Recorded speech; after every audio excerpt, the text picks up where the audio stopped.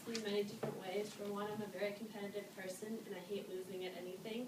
It's also a very high energy game and does take a lot of stamina to play the whole 32 minutes.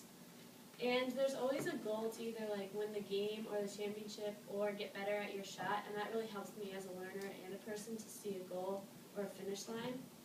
And the team aspect. It's not like a one-person show. You have 4 other people on the court contributing, and you can't win without 5 people on the court. As I prepared my exhibition recently, I've been thinking about how basketball is tied to Watkinson's essential characteristics. One of these characteristics is creativity. Creativity means having original thoughts and imagination, but you have to make sure your work is still clear and interesting so people can understand it. Keeping these things in mind, creativity is often used in life. In life, you have to be creative to come up with several solutions to a problem, and people who discover or change the world often are very creative. Basketball is something in my life that uses a lot of creativity. You have different moves to get around a defender, and it usually happens on the fly or it's spontaneous, and you have to read the situation really well. Say, my teammate's being overplayed, you just throw a backdoor pass. In basketball and my learning, I have strengths and weaknesses. I'm okay at being imaginative and clear, but I struggle with having original thoughts, and sometimes my work can lack being interesting. I used my strengths and creativity to work on my architecture project. The architecture project was you had to build a dream house, and it had to be small to scale in your favorite place. Mine had a good floor plan, and I went above and beyond with painting mine. I painted it blue while other people just left it the standard white of the styrofoam. I've learned from evaluating my creativity that there are a lot of places I need to grow within this characteristic. I need to grow in broadening my mind. I can't just choose the first option. And my plan is to plan longer on projects. That way I can look at all different points of view of the project. Another way creativity is important is because when we collaborate with others and contribute creative ideas, we can together make our project better. And collaboration means you divide the work evenly, you do your responsibility, and you communicate and listen with your partners. Knowing the definition of collaboration is easier to understand when we use it in life. You're always working with other people, whether it's your friends or your family or in school, and you're not going to always like the person you're working with, but you do have to work well with them. Collaboration is always being used in life, especially team sports. There's usually 9 or 10 other girls on your team, and it takes good chemistry to have a good team because if you guys don't like each other on the court, no one's going to play well. And teammates have to understand that it's a team sport and you're all working towards the same goal and no one can get there as an individual. Nobody is perfect at anything, and knowing where you stand at something is important. I know that in collaboration I tend to do too much work and I take over because I think I know what I'm doing best. And then I'll get frustrated that my partner isn't doing any work, but it's really me not really letting them contribute their ideas. My weaknesses in collaboration were really showcased in my roller coaster project. We had to build a roller coaster out of everyday materials, and they had to include simple machines.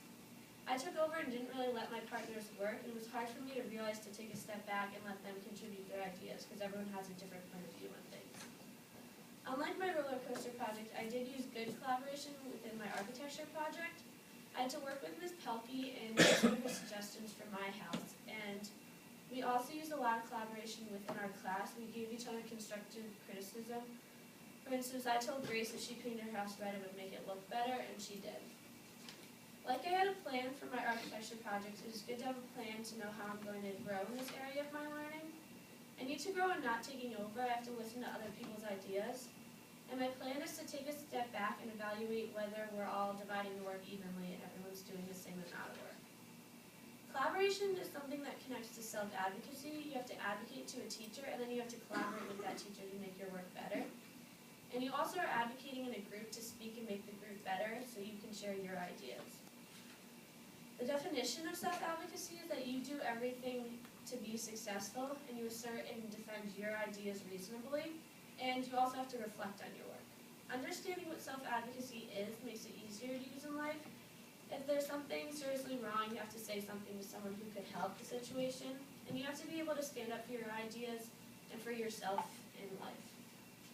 In life, it is important to be able to self-advocate, but it is also important to advocate in basketball. If you don't understand a player drill, it's better to ask them than during the drill when you screw it up or in a game when you mess up the play. I'm good with asking questions, but I'm afraid of asking too many questions, so I need to find a good balance between too many questions and too little. My strengths did shine through with my work in my roller coaster project. So in the beginning, our materials were taken, and so we had to go to Ms. Harmon, and we asked her if she could get the group to give them back, but she said she wasn't there, so she couldn't really help us. And so we tried to do it again with less materials, but then even more of our materials were taken. So we went to Ms. Weinholtz and asked if she could help us, talk to Ms. Harmon, and she did. And Ms. Harmon talked to us about the grading process, and then that it's not like the final product, it was how we worked during class, so we would get a good grade because we tried during class. There's plenty of room to grow in basketball, just like there's room to grow in self-advocating. I have to get help when needed. I can't be nervous of asking too many questions, and my plan is to next time just go ask if it's going to make my work better. Self-advocacy connects to commitment. If you're committed to good work, then advocating is going to make that work better. The definition of commitment is you meet deadlines, you overcome frustrations, but you also do this with a positive attitude. Sometimes it is even easier to understand the definition of commitment by understanding when you use it in life. With your job, you're committed to your work, you go every day and you do the best you can. And with your friends, you're committed to helping and being there for them. And during school, you're never going to go anywhere if you're not committed to your learning. Like we use commitment in life, it is also a crucial part of basketball. Basketball is basically year-round. There's a fall league, and then in the winter is the season, and then there's AAU in the spring and summer. And on vacations, when most people are sleeping, we're practicing and running drills. Honestly, evaluating myself in anything I do is important, whether it's basketball or commitment. I know that I usually start off strong, but in the middle I die off a little. And then I finish strong, but I'm rushed. In my Shakespeare monologue, I show a lot of commitment. In the Shakespeare monologue, there were deadlines to meet each class, and I did meet these deadlines because I knew they were important. And I also asked for extra time with memorizing my hand gestures and projecting, and I worked during midday with Hannah on walking like a man. Unlike my Shakespeare project, where I stayed committed throughout, and my architecture project, I had a lack of commitment. In the beginning, I worked well and productively during class, but then I missed a couple classes or left early, so I slacked off. Then I had to make up the time during study halls and middays, and I was rushed to finish, and this could have all been avoided. Even though I have strengths and commitment, I do have many things to work on within this area. I need to grow and I can't give up in the middle. I have to see things through from the beginning to the end. My plan is to think of it like missing a practice. I've never missed practice just because I was lazy. If I'm frustrated, I just have to take a small break and then come back to it with a clear mind. Commitment connects to critical thinking. You have to stay positive when an issue arises, and you can't just give up. You have to think around the problem.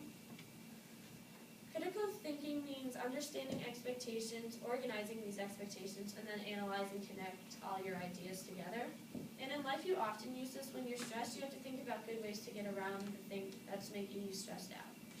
It's just as important in basketball to use critical thinking as it is in life. You have to think about what you would do if you're 2 points down, 20 seconds left. Do you go for the quick two? Do you wait for the last shot? Or do you go for the win with a three? Also, sticking to the game plan, knowing who their best players are, their strengths and weaknesses, so you can play to those in basketball is important. In anything, I will always have my strengths and weaknesses, but knowing these are even more important. I know that I struggle when a problem arises. I'm good in the beginning with planning around all the obstacles of the project, but it's hard for me to think in a different way.